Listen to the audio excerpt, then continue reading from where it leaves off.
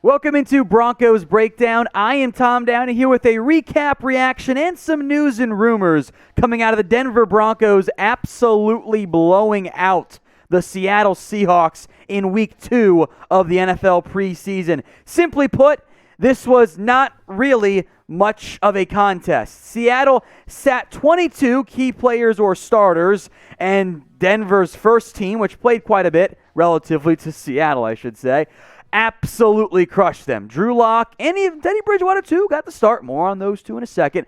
Played really well. The quarterbacks looked great. Seattle's offense had nothing going. Their defense had a tough time stopping the nosebleed. A lot of this comes down to who was actually out there for the two respective teams.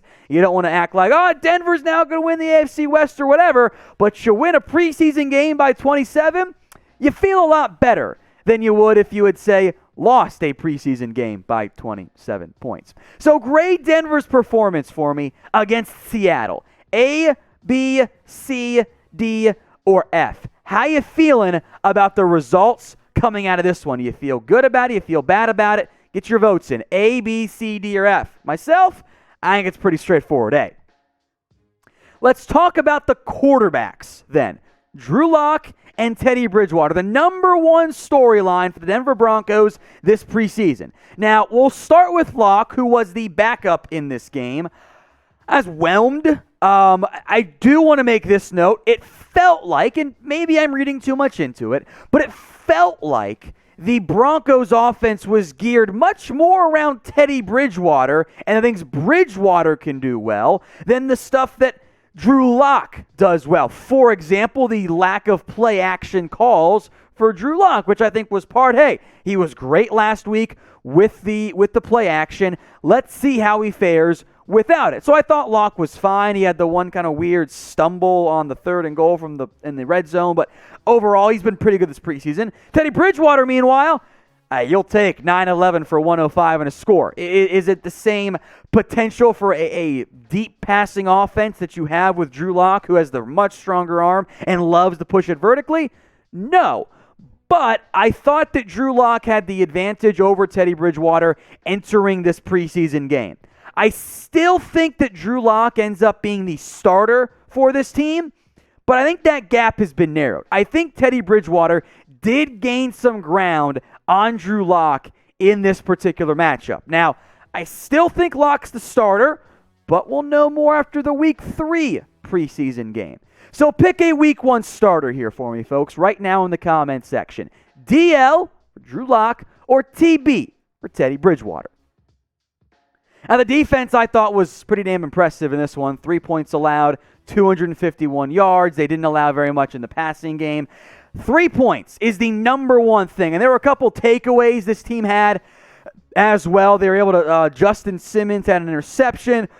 Deshaun Williams had an interception. Even though Drew Lock fumbled twice, he did recover both of them. Deshaun Williams recovered a fumble as well. I thought the defense played very, very well in this particular game. And yes, I know it was against a bunch of crappy Seahawks quarterbacks and a backup offense across the board for Seattle, but you can only beat the man in front of you. And Denver did that very well as they improved to 2-0 in the preseason.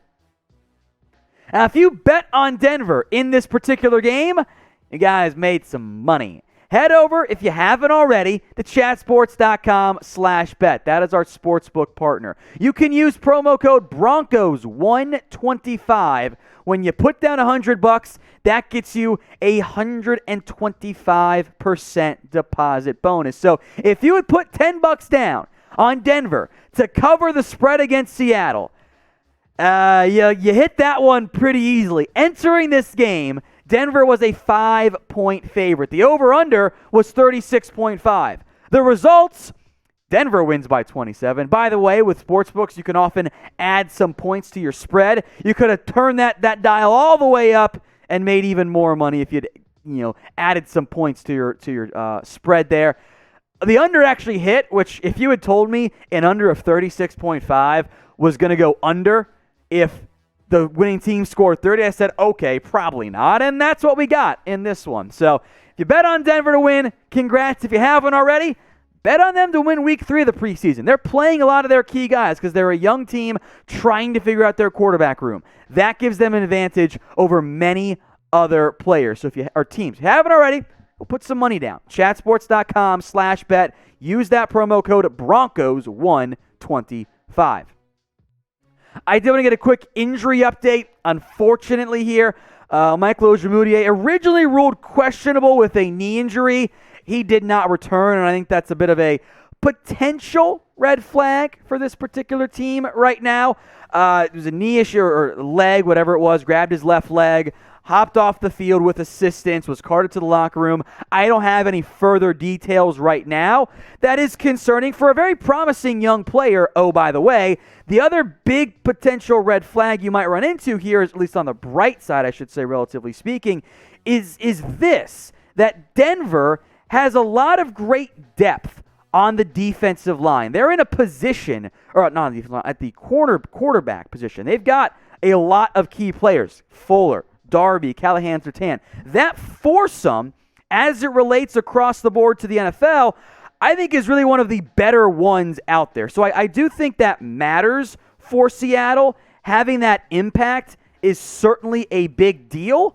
I don't necessarily think that the loss of Ojemudia is going to be the end of the world, but I do think that is one to keep an eye out for. That injury might end up being a little bit severe and could be a problem for Seattle at Denver as they try to move forward with developing him as a potential long-term starter opposite Patrick Surtain, or at least a good depth piece.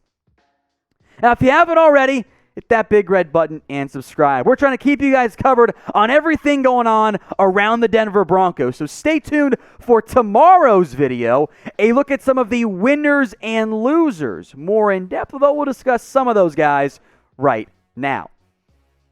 I did want to mention the play out of Deshaun Williams. The interception was great. Had a pass breakup. I think he had a fumble recovery as well. The rather unheralded defensive lineman, I thought, played very well in this game. In fact, I think he's in a position where he ends up making the 53-man roster for Denver. Couple splash plays. That's what you want for an admittedly older and still unheralded defensive lineman. So who impressed you guys the most tonight? Was it Teddy Bridgewater? I think that's a pretty good guess there. Was it one of the defensive players? Get your votes in for me right now in the comment section. Which player impressed you guys the most in this one? Let's go to Jonathan Cooper, who I think is edge 4 for this team now, and I liked Cooper quite a bit coming out of Ohio State. I thought he was an underrated player, and you saw why, admittedly against not the best competition in this one. 3 tackles, 2 sacks, had a forced fumble, a couple quarterback hits mixed in there as well. Cooper made a lot of splash plays on a defense that was downright dominant tonight. I did want to give him a big-time shout-out. One more name offensively here, Royce Freeman, very involved. And I just wonder, given that Javonte Williams is going to be a key piece for this team. Obviously, Mike Boone didn't play at all. Demarie Crockett wasn't nearly as good. But I wonder if Freeman, who did have the most efficient night on the ground and through the air amongst all Broncos players, this kind of felt a little bit like a showcase game where you say, look at all the things that Royce Freeman can do. Trade for him, guys. I just wonder if that might be an option for Denver as we move forward. I guess we'll find out in the not-too-distant future. Overall, a great showing by Denver in Week 2 of the preseason, a dominant win against Seattle.